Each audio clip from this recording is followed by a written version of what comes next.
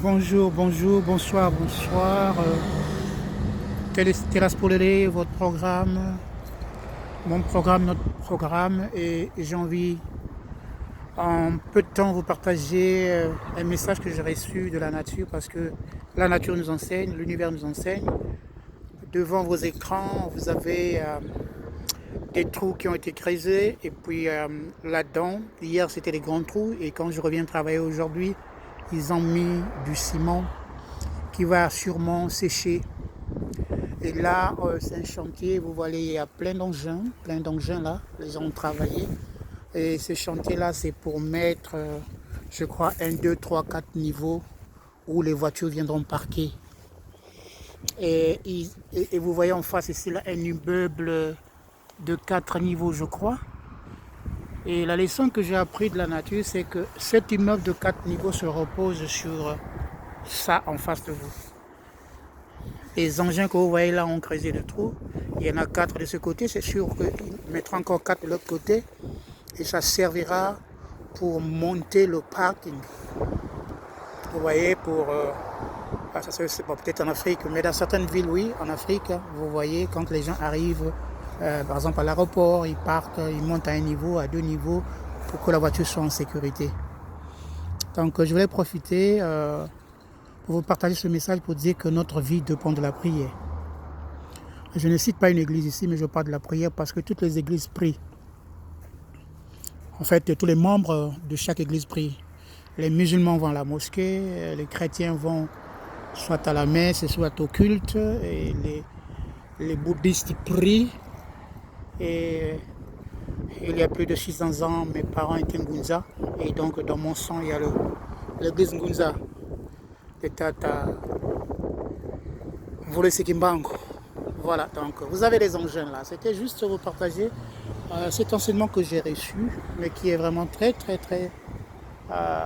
important parce que la vie d'un homme dépend de la prière. Et la prière, la vie de prière, c'est notre fondement. Oh, et ça, c'est ma petite bicoque qui me permet de venir au boulot et puis faire des petites courses. Donc là, le chantier n'est pas encore à la fin. L'immeuble de 4 niveaux est presque terminé. Mais il commence maintenant avec le parking. Donc hier quand j'étais, j'ai un peu m'approché. Hier quand j'étais, c'était des grands trous vides. Je ne comprenais rien. Et quand je reviens aujourd'hui, c'est du ciment qui a été renversé. Donc qui va durcir. C'est ce qu'on appelle la fondation. Basement. La fondation. Et de la même manière que j'ai eu à cœur, que j'ai été attentif au message de la nature, parce que tout ce qui nous entoure nous enseigne. Et j'ai compris que nous avons aussi une fondation. Et notre fondation en tant qu'humain, c'est la prière. S'adresser à l'univers, s'adresser à Dieu, s'adresser à ceux que nous ne voyons pas, s'adresser à nos ancêtres. Oui, parce que dans la Bible, quand on parle d'Abraham, Isaac et Israël, ce sont des ancêtres. Ils sont morts. Et nous les interpellons chaque jour et en tant que chrétiens, nous disons le Dieu d'Abraham et d'Isaac. Donc, je crois que ce n'est pas péché si je peux interpeller mon grand-père. Parce que de la même manière qu'Abraham est mort, mon grand-père est mort aussi, ma grand-mère aussi. Voilà. Bon, ça c'est le colonel de Dieu avec sa vision. Votre frère Anzamba, je vous salue dans le nom de Dieu et dans le nom de nos ancêtres. Voilà. Si vous pouvez vraiment écouter, réécouter, vraiment cet enseignement que j'ai reçu m'a appris beaucoup de choses. Sans la fondation, la vie d'un homme n'est rien. C'est comme un immeuble. Vous voyez, de loin là-bas, c'est un immeuble, c'est pas de 8 étages, peut-être je ne sais pas combien.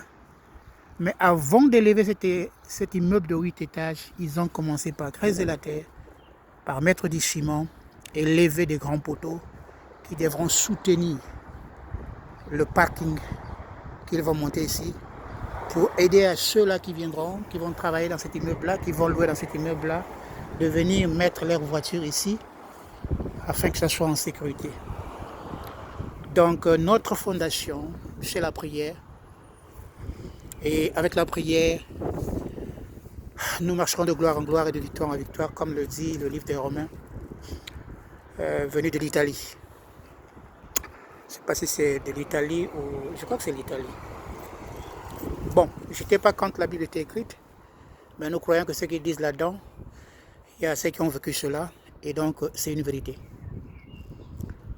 Voilà, et moi aussi je crois que croire à mes ancêtres, de la même manière que nous croyons à Abraham, Isaac et Israël, c'est aussi une vérité parce que je ne sors pas d'un palmier. Voilà, 2 images, ça c'est la fondation, et cette fondation, elle a été aussi pour tous les immeubles que vous voyez là. Et celui-là. Donc, j'ai été envoyé ici pour un service de nuit de veille en tant qu'agent de sécurité, mais vraiment j'ai reçu un très bon enseignement parce que ces trous-là que vous voyez remplis avec le ciment étaient vides hier. Que Dieu vous bénisse. Vous avez un témoignage, vous voulez partager quelque chose qui pourra servir aux autres.